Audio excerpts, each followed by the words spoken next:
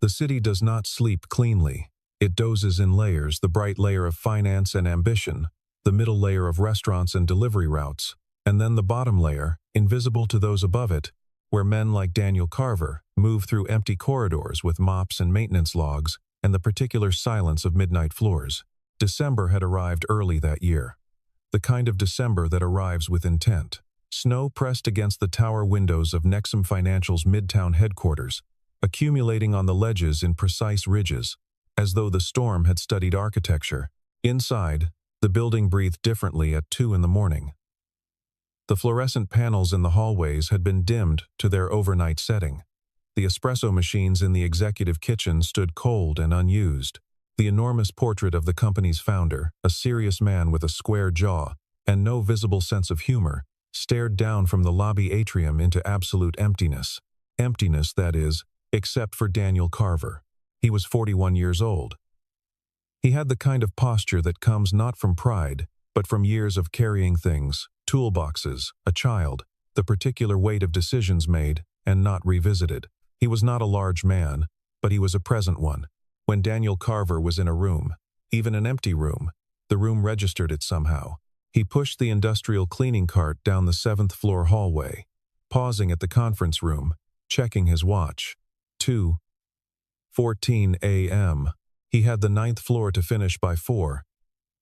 Then a brief window before he needed to pick up Maeve from the neighbor's apartment on 112th Street. Maeve was 8 years old and slept through everything except the sound of his key in the door. When she heard that, she always woke. He did not know why. He had stopped questioning it. Inside the conference room, he began the routine without thinking. Trash liners first. Wipe the table surface clockwise, 2 passes. Chair legs. Last people forgot the chair legs. He worked with the methodical rhythm of someone who has learned that speed is less important than consistency. A room cleaned quickly is a room that needs cleaning again. A room cleaned properly holds. On the table's far end, near the projector cable nobody ever coiled correctly. Someone had left a laptop open. The screen had not locked. Daniel noticed the open terminal window. He did not touch it. He was meticulous about not touching things that were not his to touch. But he could see, from the angle of his cloth, that the query running in the terminal was malformed. An obvious syntax error. He had seen that kind before. He had written queries like that before. And caught the same mistake. Back when writing queries was his profession, he looked away and kept cleaning. This was the nature of his life now. He saw things. He understood things. He set them aside. There was a version of Daniel Carver who might have stopped, corrected the error, left a note. That version belonged to a different biography, the one where the company he co-founded in 2014 had not been stripped from him in a boardroom dispute in 2019, where the legal fees had not bankrupted him, where Rebecca had not left the following spring, and where he had not spent the 18 months after that slowly reassembling a life from whatever materials remained. What remained was this: a 2-bedroom apartment in Washington Heights, a daughter who read 6 grade levels above her age, a night janitor position at a company whose payment infrastructure he had helped design from nothing. He had applied for the position, knowing exactly where he was applying. There had been nothing ironic or self-punishing about the decision. The hours were right. The pay was adequate. The night shifts meant he could put Maeve on the school bus at 7:45 in the morning, sleep until noon, and be awake when she returned at 3:15. The equation worked. He had not told anyone what he knew. He had not told HR. He had not left any trail that connected the janitor on the overnight rotation to the name in the system's original architecture documentation. People did not look at janitors with enough attention to ask questions. This, too, he had accepted. The founding documents of his old company, Carver Whitfield Systems, incorporated in Delaware in 2014, were in a box under his bed. He did not look at them. He was not the kind of man who kept things in order to revisit them. He kept them because Maeve might one day want to understand how her father had spent the decade before she was old enough to remember him clearly, and it seemed important that the record exist. The box also held 2 patents, a deposition transcript from the 2019 arbitration, and a photograph from the day the first version of the payment gateway went live. 3 men around a monitor, someone's hand on someone else's shoulder. Daniel was on the left, not quite smiling. He had been, in that life, precise and gifted, and perhaps too confident that precision and giftedness were sufficient protection against the other forces that move through organizations. He had learned otherwise. The lesson had cost him 4 years and most of what he had built, but it had not cost him Maeve, and he weighed that against everything else and arrived at an accounting he could live with. What he could not have told you, what he would not have told you, not because it was secret but because it would have seemed like complaint, which he had no interest in, was that it still cost him something to walk these corridors. Not the corridors of this building specifically, the corridors of a world that had made use of what he knew and then arranged matters so that it would not need to compensate him for having known it. He moved through them anyway. He moved through them because there was a girl in Washington Heights who needed a father who showed up, and that was the only benchmark he was currently measuring himself against. At 3:47 a.m., he sat down at the small break table on the 7th floor to eat the sandwich he had packed. He intended to eat it in 7 minutes and continue. Instead, he was asleep in 4. He did not know how long he had been asleep when the light changed. Victoria Hale did not sleep between midnight and 4 a.m. by choice. She slept between 4 and 6:30 because those were the only hours she could account for without something requiring her attention. She was 38 years old. She had been CEO of Nexum Financial for 4 years, during which she had restructured 2 legacy divisions, eliminated 112 redundant positions with appropriate severance, negotiated a partnership with 3 European payment processors, and positioned the company for an IPO that was now 72 days out. She was aware that people found her cold. She found the observation uninteresting. Warmth was a resource like any other, and she had learned to allocate it where it produced returns.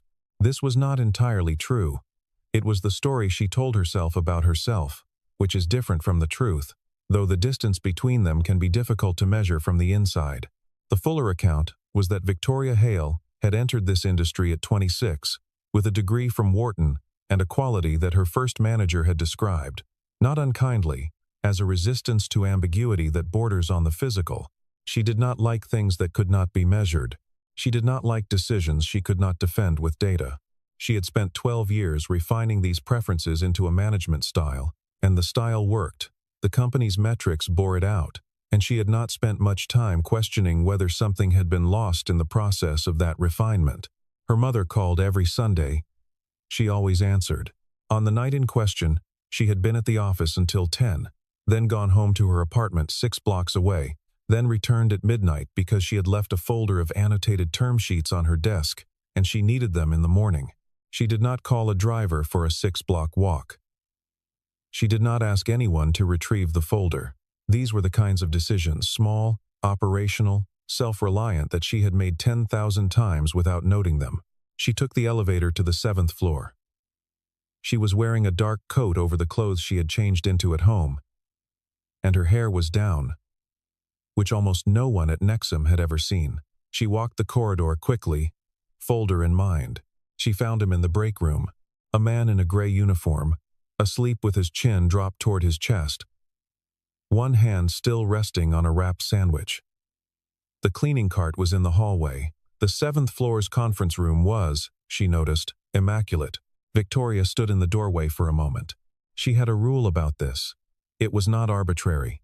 It was the product of watching what happened in organizations, when exceptions were made, how the exception became the precedent, how the precedent became the standard, how the standard collapsed the structure that had made excellence possible in the first place.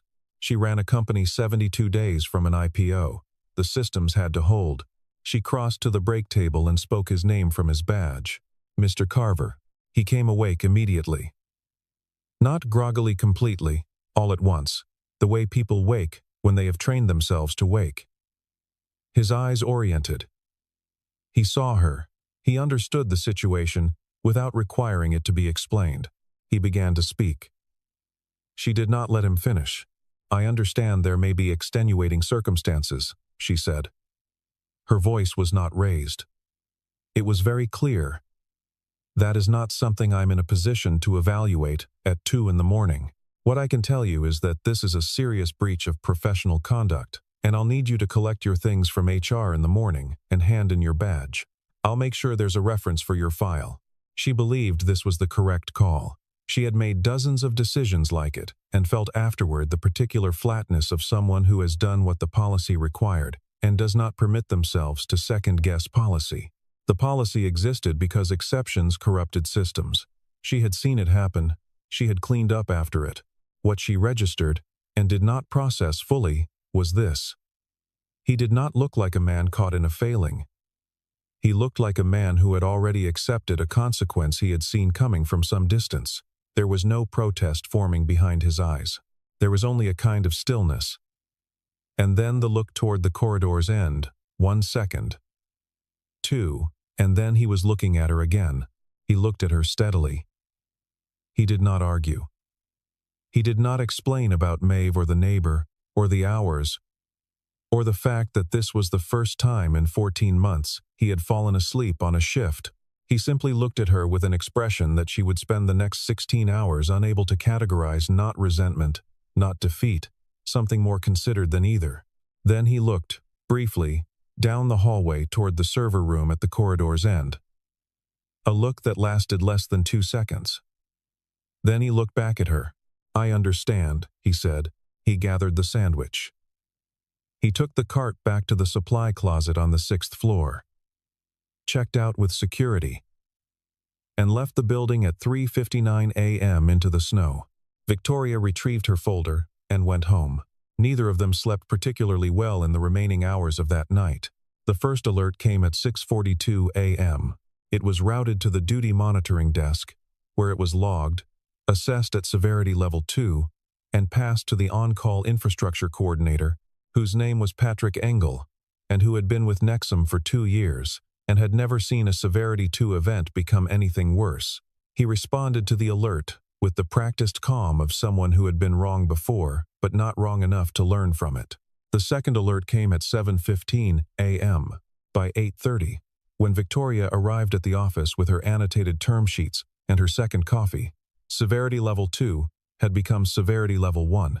And the war room, a conference room on the 6th floor, not the gleaming executive type, but the functional kind with whiteboards and bad chairs, had been occupied by 4 engineers who were not speaking to each other because they had nothing to say. Patrick met her at the elevator. "Tell me," she said. "Payment gateway. Transaction processing has been suspended. We're getting a cascade of authentication timeouts across all 3 payment rails. But the error signatures don't match any failure mode in the runbook." He was walking fast to keep up with her. "CTO is in the war room. He says, I'll hear it from him." Marcus Webb had been CTO for 3 years. He was a careful man who said smart things slowly. When Victoria walked in, he was standing in front of the primary display, which showed a transaction dashboard where everything that should have been green was deeply, unambiguously red. "Walk me through it," she said. "The gateway's rejecting valid tokens," he said. "But the authentication service says the tokens are fine. The 2 systems they're contradicting each other in a way that shouldn't be architecturally possible. The routing logic in the middle layer is producing outcomes that don't match our code." "Which means what?" "Which means either the code is wrong in a way none of us can find, or someone changed something at a level below what we normally operate at." He paused. The last time anyone worked at that level was when the system was built. Victoria looked at the red dashboard for a long moment. Outside the window, the snow had stopped. The city was doing its morning. Taxis and coffee shops and people with somewhere to be, unaware that the payment infrastructure processing $600 million a day had, sometime in the early morning hours, quietly begun to devour itself. "Who built it?" she asked. Marcus shifted slightly. "Most of our current team weren't here then. The core architecture was co-designed by an outside firm. But there are documents." He hesitated. "I'd have to pull the founding-era records." "Pull them." She moved toward the door. "And get everyone in. I want a full team on this by 9. Victoria." His voice was careful. "The IPO. I know what the IPO is, Marcus." She said it without looking back. The door closed behind her. In her office, she sat down, set the term sheets aside, and for the first time, in a very long time, did not know what her next action should be. She sat with this fact for a moment, the unfamiliar weight of it, the silence where the next decision usually lived, and then she picked up her phone and began making calls, because that was what she knew how to do, even when she was not entirely sure the calls would solve the right problem. The name surfaced at 9:47 a.m. It was Greta Walsh, a systems analyst who had been with the company 5 years, who found it not in the current employment records, but in a decommissioned project archive, a folder of founding-era documentation that had been migrated once and never opened. The original architecture specification was a 64-page PDF authored by 3 people. 2 of them were listed in the current employee directory. The third was not, Daniel Carver. Greta said. She was standing at the doorway of the war room with a tablet, her expression careful. He's listed as lead architect on the payment gateway's core routing module, the actual core, not the interface layer, not the integration connectors, the foundational logic. The room was quiet. He's not in the employee database? Marcus asked. Not under technical roles. Greta glanced at her tablet. He's in the facilities roster. Overnight maintenance staff. Started 14 months ago. Another silence. Victoria was standing by the window. She had not moved from that position in several minutes. Now she turned. Where is he now? HR processed a termination last night. Greta stopped. He was dismissed this morning. There's a note in the file. Conduct issue. She did not look at Victoria when she said it. The room understood without being told. Nobody said anything. The dashboard continued being read. Victoria said, "Get me his address. We can call. I'll go myself." She said it in the tone that closed discussions. "Keep working on it. Do not touch the core routing logic until I'm back. Document everything you try. But don't implement anything." She was in a cab, heading uptown 12 minutes later. She had not changed her clothes or brought anything except her phone and her card. She did not call ahead. She had considered it and rejected it, because a phone call can be declined, and she did not want to give him the option of declining before she had said what needed to be said in person. She was aware that this reasoning had an impositional quality. She had decided to accept that. During the ride, she tried to formulate what she would say. She was good at formulation.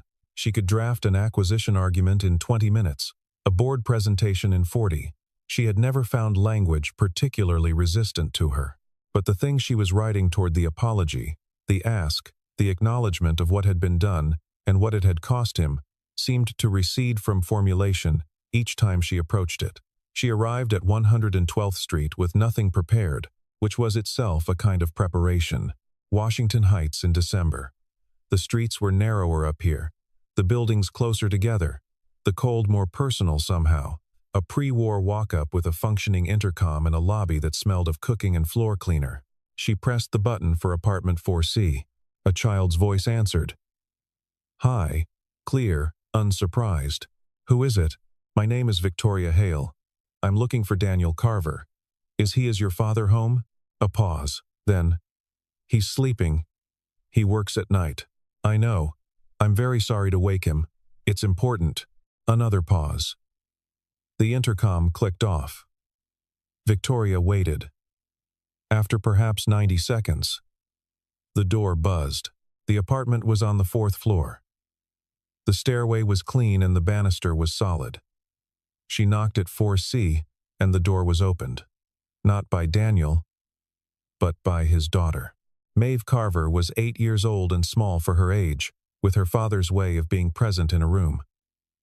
She was wearing a school sweatshirt and holding a book, her finger still marking the page. She looked at Victoria with the direct, unembellished curiosity of a child who had not yet learned to perform politeness. "He said to come in," Maeve said. "He's getting dressed." The apartment was what it was. Modest, orderly, full of small indications of a life organized around necessity rather than aesthetics, and then, placed with obvious care among the functional things, Small evidence of something more considered. A drawing of a dog. Framed. Child's work. A shelf of books with an organizational logic Victoria couldn't quite determine. A kitchen with real herbs in a window box. She stood in the middle of the room and took it in the way she took things in quickly, completely, without performing the act of looking. She had walked into 100 offices and assessed them in the first 30 seconds. The desk that told you about ambition, the awards that told you about insecurity, the family photographs carefully angled toward visitors that told you about performance. This room told her something different. It told her about a person who had arranged his life to protect what mattered from what didn't, and had done so without drama or announcement. The herbs in the window box were ordinary. The framed drawing was ordinary. The book on the arm of the chair, a children's novel, marked with a paper receipt, was ordinary. Together they were not. Daniel appeared from the hallway. He was dressed, but barely jeans and a dark sweater. His face carrying the compressed alertness of someone jerked out of insufficient sleep. He looked at her across the small living room. He said nothing. She said, "Our payment system is down. The core routing module. Nobody can find the fault." She paused. "I believe you know why." He said nothing for a moment. Then, very quietly, "You want me to come back?" "I want." She stopped. There was something in the room's silence, in the child's watchful presence, that made her usual register feel wrong. She tried again. "I made an error in judgment last night. I'm not sure I can adequately explain to you why I've come here in person rather than calling, except that it seemed wrong to call." She paused. "I'm asking for your help. I know that's a great deal to ask." He looked at her for a long moment. Then, he looked at Maeve. "Eat your breakfast," he said. "I'll be back by noon." Maeve went to the kitchen without argument. She was already reading again before she reached the table. The cab downtown was silent. Victoria had prepared 3 things to say during the ride: explanations, contexts, framings that would make the silence productive. She said none of them. Daniel sat with his hands rested on his knees and looked out the window at the city. And the silence between them was not hostile. Exactly. It was more like a line drawn.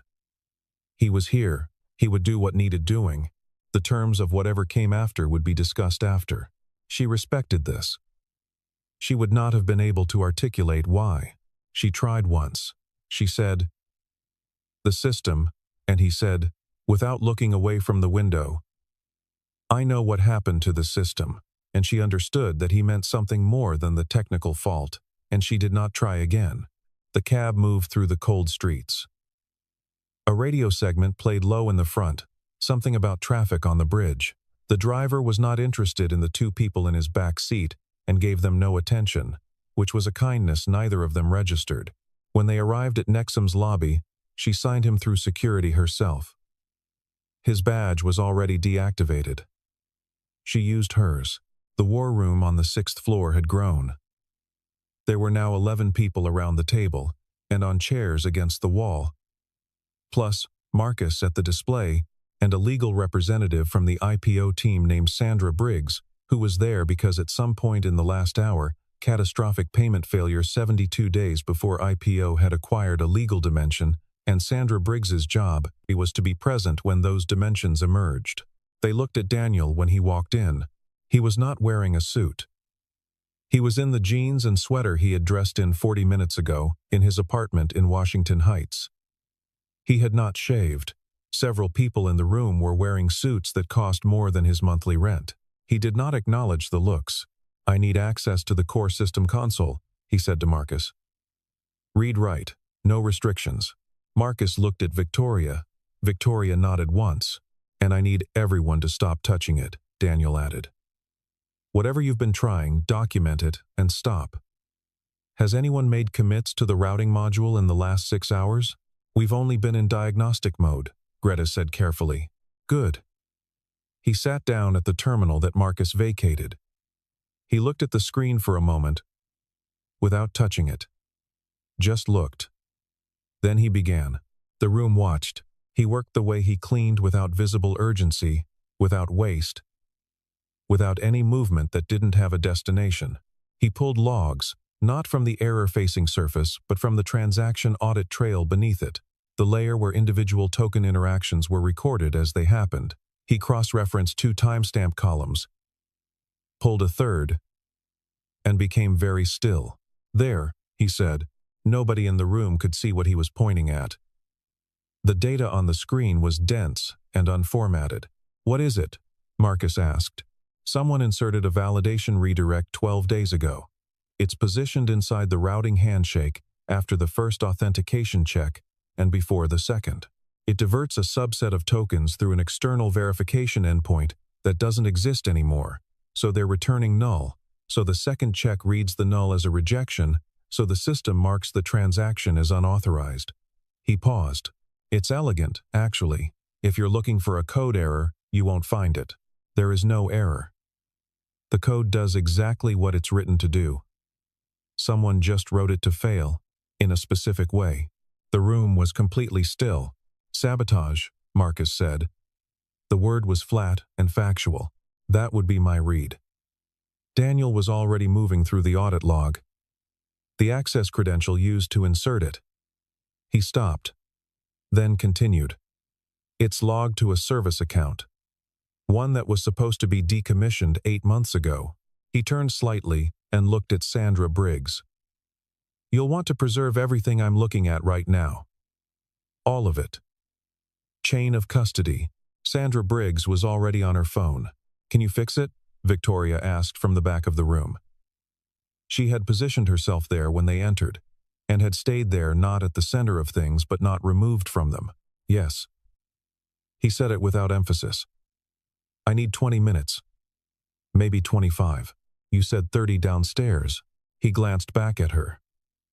Something crossed his face that might have been, in different circumstances, amusement. "I was being conservative." He worked for 22 minutes. Nobody spoke. Sandra Briggs continued her quiet phone conversation in the corner. Marcus stood behind Daniel at a respectful distance, close enough to follow what he was doing, far enough to communicate that he understood this was not his domain, not right now. Greta had positioned herself 2 chairs down the table, with a notepad. She was documenting, in real time, every action Daniel took, not because she had been asked to, but because she understood that what she was watching was both a repair and a record, and that the record would matter later. Her handwriting was small and precise. She had filled half a page before the first 10 minutes were up. Daniel extracted the inserted redirect code, quarantined it in a forensic partition without deleting it evidence, then traced the downstream consequences through 3 dependent modules and restored each to its last clean state. He did not rebuild anything from scratch. He understood the system well enough to understand what it had been before. And that understanding was what made the repair possible. You cannot fix what you do not know. He knew every joint and load-bearing element in this architecture because he had put them there. At the 22nd minute, he ran the transaction validation test against a sandbox environment. The results returned green. He ran it twice more. Green. Green. "Greta," he said, "take a look at this before I push to production." She came forward, bent over the screen, and spent 90 seconds reviewing what he had done. She straightened up. "It's clean," she said. There was something in her voice, not just professional confirmation, but something that was harder to name, and that she probably would not have allowed herself to show if the room had been paying attention to her instead of the screen. Daniel pushed to production. The main display updated. The red transaction board held its color for 1 second, 2, 3, and then shifted. Not all at once.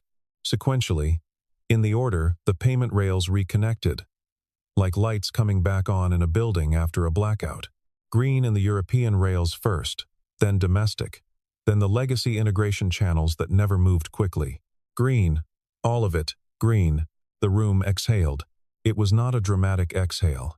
Nobody cheered or shook hands or did any of the things that happen in films about this kind of moment. It was the exhale of professional people who had been holding a particular tension for 4 hours and now did not need to hold it anymore. They were already thinking about next steps, damage assessment, client communications, security audit, the legal process around the decommissioned service account, and whoever had used it. Daniel leaned back from the terminal and looked at the green board for a moment. Then he stood. Victoria was watching him from across the room. He met her eyes and held them. And in the silence of that exchange, something was communicated that neither of them would have been able to put into cleaner language about what had been taken and returned, about what was owed and what was not, about the distance between where they each stood, and whether that distance was something that could change. He looked away first. "I'll write up the technical summary," he said to Marcus. "The audit trail is all there for your security team. You'll want an external forensics firm. Don't use anyone internal for this part." He paused. "The service account traces back to someone who had system-level access 8 months ago. That'll be your starting point." "Do you know who?" Marcus asked. "I have a theory. You shouldn't act on my theory. You should act on the forensic data." The legal investigation moved quickly, because legal investigations involving IPO timelines are the only legal investigations that move quickly. By early afternoon, the external security firm that Sandra Briggs had arranged was on site. By 4 o'clock, the decommissioned service account had been traced through 2 proxy layers to a workstation that had been used by Nexum's former CFO, a man named Roger Aldis, who had departed the company 6 months ago under what the official record called mutually agreed separation, and what the unofficial record called something more contested. Roger Aldis had been passed over for a board seat. He had been aware, through channels that would now be characterized as improper access, that the IPO was on track to produce outcomes that would benefit people who had not been passed over. He had, apparently, decided to act on this awareness. None of this was confirmed yet. That would take weeks, possibly months, but the shape of it was clear enough by 4 o'clock that Sandra Briggs had the information she needed, and Roger Aldis had the phone call that would not be the last phone call of this kind that he received. Daniel heard about this secondhand, from Greta, who found him in the 6th-floor break room, eating the lunch that someone had ordered in for the war room team. He had taken a plate without asking, and was eating it at the corner table, alone, looking at nothing. "It was Aldis," Greta said. "I thought it might be." He did not look surprised. The service account, it was one he'd argued to keep active, said he needed it for transition purposes. The decommission order went through after he left, but someone didn't follow up on the actual execution. He paused. "That's a process failure worth fixing regardless of everything else. I'll put it in the summary." "Good." She hesitated at the table. Greta Walsh was not a person who hesitated, generally. She was precise and efficient and economical with her time, qualities she shared with her CEO. But she lingered. "You built this whole system," she said. "It was not quite a question. Most of the core, yes. And you've been here for 14 months as overnight maintenance." He said it without any particular affect. "It's a good job. The hours work for my situation." She looked at him for a moment. Then she nodded and left, and he finished his lunch in the corner by himself. Victoria appeared in the doorway 20 minutes later. She had changed into a different jacket at some point during the afternoon, and her hair was back up. She looked like the person who ran this company. She looked at him across the empty break room, and neither of them spoke for a moment. "The board wants a briefing at 5, she said. "I'll have the technical summary ready." "That's not," she stopped, began again. "I'd like you to be there, in the briefing." He looked at her steadily. "Why?"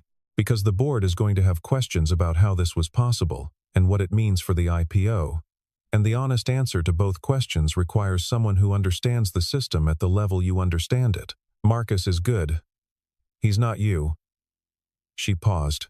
"And because the board should see who fixed this, they should know what they almost lost." He said nothing for a moment. "All right," he said. There were 7 members of Nexum's board of directors present in the conference room on the 14th floor at 5 o'clock. They were accustomed to briefings. They were accustomed to unexpected developments. They were not accustomed to the person presenting the technical portion of the crisis summary being a man in a dark sweater who looked like he had not slept enough, and who was introduced by the CEO as the architect of our core payment infrastructure. Nobody said anything when Daniel began to speak. They listened with the focused attention of people who are calculating several things simultaneously: risk, exposure, reputational consequence, and fiduciary implications, and who have learned to extract the information they need from whatever form it arrives in. Daniel presented the technical sequence of events clearly and without editorializing. He described the sabotage, the repair, the forensic trail. He described, when asked, the architectural decisions that had made the sabotage possible, the legacy service account, the gap in the decommission process, and what changes would prevent recurrence. He answered questions precisely. He did not speculate beyond what the evidence supported. When board member Leonard Cho asked him, point blank, how confident he was in the stability of the restored system, he said, completely. I built the system to certain tolerances. I restored it to within those tolerances. The vulnerability that was exploited no longer exists. Leonard Cho studied him. Cho was 70 years old and had been on 3 IPO boards. He was not easily assessed, and he did not assess easily. Mr. Carver, he said, what is your current role at this company? The room was quiet. Overnight maintenance, Daniel said. Something moved across Leonard Cho's face that was not quite expressible. Victoria spoke from her seat at the table's head. Daniel was with the founding team. He's been with Nexum in a different capacity for the past 14 months. She paused. The arrangement, clearly, was not optimal for anyone. Clearly, said Cho. Another board member, Rebecca Strand, the newest, who had come from a venture capital background and processed information in the form of risk matrices, leaned forward. What does this mean for the IPO timeline, Victoria? Her eyes moved to Daniel and back. It means we have a stronger security narrative than we did this morning, Victoria said. An attempted sabotage was discovered, traced, repaired, and is now in the hands of law enforcement and external forensics within 9 hours. The payment rails were down for 4 hours and 18 minutes. No client funds were affected. No data was compromised. She paused. The architecture held. It held because the person who built it understood it well enough to fix it before any real damage was done. Cho looked at Daniel again. Where do you see yourself in this company going forward, Mr. Carver? He asked. His voice was measured and carried no indication of what answer he was hoping for. Daniel looked at the table for a moment. Then he said, that depends on conversations I haven't had yet. It was the right answer. Cho almost smiled. The board cleared the room at 6:30. Victoria stayed. Daniel stayed because she had not indicated that he should leave, and because there were things that needed to be said that had been deferred through a long and consuming day. He sat across the long conference table from her in the emptied room, and the overhead lights had gone to their automatic dim. And outside the floor-to-ceiling windows, the city was making its early evening, headlights tracing the avenues below. I want to offer you a position, she said. I know, Chief Technology Officer. Marcus has already, he's offered to step down. It's his idea, not mine. He's a good person, and he understands the situation. Marcus is good at his job. He is. This isn't about his competence. It's about the fact that there are things about this system that you know, and nobody else does, and that gap represents a risk that I'm not willing to carry into an IPO or past it. She paused. The salary? I don't need to know the salary yet. He said it calmly, without deflection. I need to know something else first. She waited. I have a daughter, he said. She's 8. Her school ends at 3:15. On days when I need to be there before 3:15, a doctor's appointment, a school thing. A day when she's sick, I need to be able to leave. He said it precisely, without apology, not with permission, without having to ask. I need that to be a given. Yes, Victoria said immediately. There's more. I assumed. He looked at her. The technical staff maintenance, facilities, the overnight crews. They don't have access to the same HR benefits as salaried employees. I want that changed. I want parity in healthcare and paid leave. I know what it costs. I can show you that the turnover reduction alone justifies it within 18 months.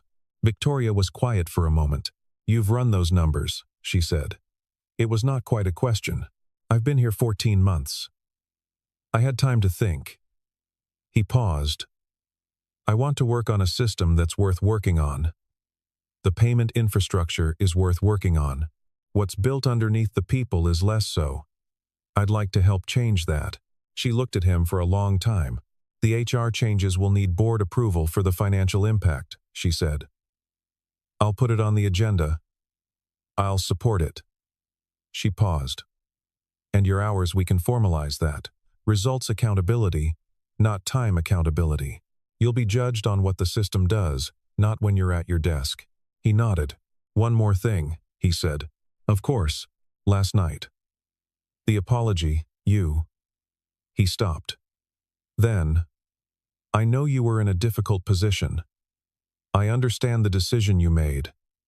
Given what you knew, I'm not asking for anything else about that. I just want to say, I know what it cost you to come to my apartment this morning.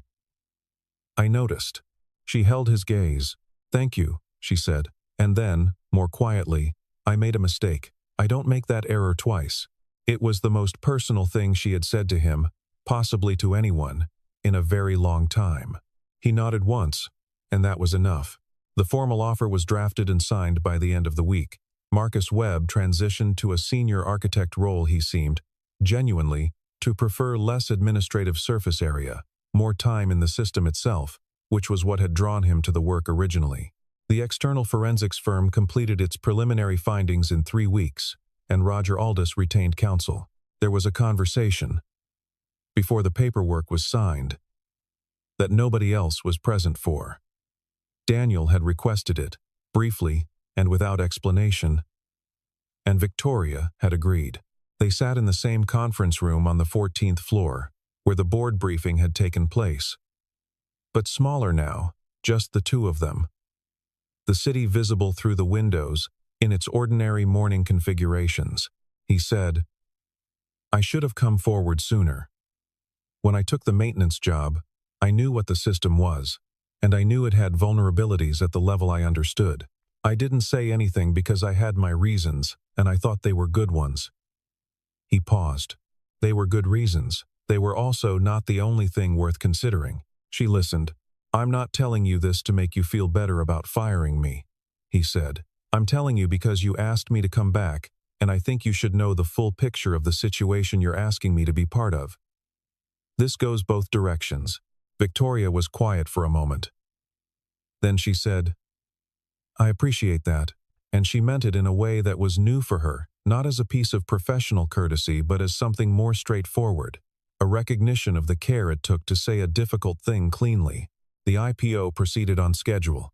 Daniel presented alongside Victoria and Marcus at the roadshow meetings, handling technical due diligence questions with the specificity that institutional investors recognized as the real thing. More than one analyst left those meetings and immediately adjusted their valuation models upward. The architecture was sound. They could see it in how he spoke about it, not with the polished confidence of someone who had memorized talking points, but with the particular ease of someone who had made the thing with their own hands and knew where every seam was. 2 floors below, in the now formalized maintenance and facilities department, a new HR benefit structure went into effect on the 1st of February. It covered healthcare parity, paid sick leave, and access to the company's professional development fund. The department head, a quiet woman named Carol Ann Briley, who had managed the facilities staff for 9 years without ever meeting the CEO, received a handwritten note from Victoria Hale on the day the new policy was announced. It said, "These changes are overdue. Thank you for your patience with our organization." Carol Ann Briley pinned it to her corkboard. It stayed there. Maeve Carver, for her part, adapted to the change in her father's schedule with the pragmatism of a child who has learned to adapt. She observed, once, that he came home at better hours now. She observed, another time, that he sometimes looked at his phone at dinner, which he had never done before, and that this probably meant the new job was harder. She drew a picture of him at a desk, the desk tall and important-looking, her father at it in a jacket, surrounded by screens, and gave it to him without ceremony. He framed it. It hung in his new office on the 8th floor, which was not large and not decorated except for that drawing.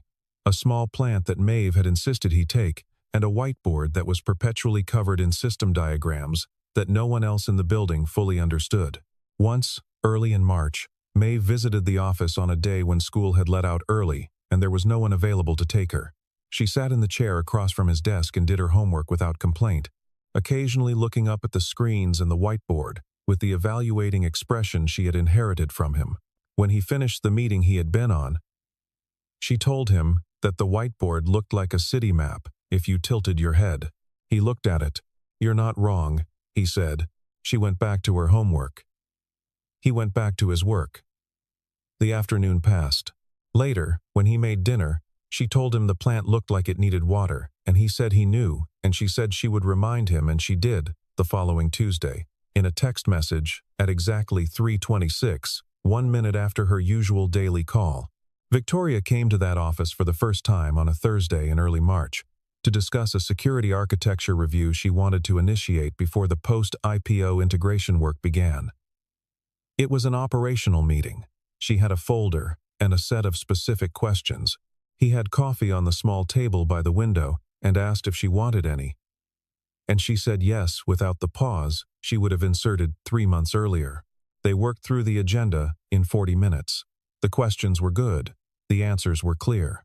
Somewhere in the middle of it, Maeve she called her father every day at 3:25, without variation, and he held up one finger, took the call, confirmed that yes, he had remembered the thing about the permission slip, and returned to the meeting with the ease of someone who had decided that these two parts of his life were allowed to exist in the same room. Victoria said nothing about the interruption. When the meeting ended, she collected her folder and stood. At the door, she paused. Not with hesitation, she had mostly stopped hesitating, but with the brief stillness of someone choosing a word precisely. "The system's in better shape than it's been in 3 years, she said. "I wanted you to know that. I know that." He nodded. "It'll be in better shape still by June. I expect so." She looked at the whiteboard. At the diagrams she couldn't fully read. "Is that the integration architecture?" "Part of it. I'd like to understand it better. I can walk you through it." He paused. "Next week. If you have time. Put it on the calendar," she said. She left. He turned back to the whiteboard and stood looking at it for a moment, the diagrams, the connectors, the lines he had drawn that represented the logic holding a large thing together.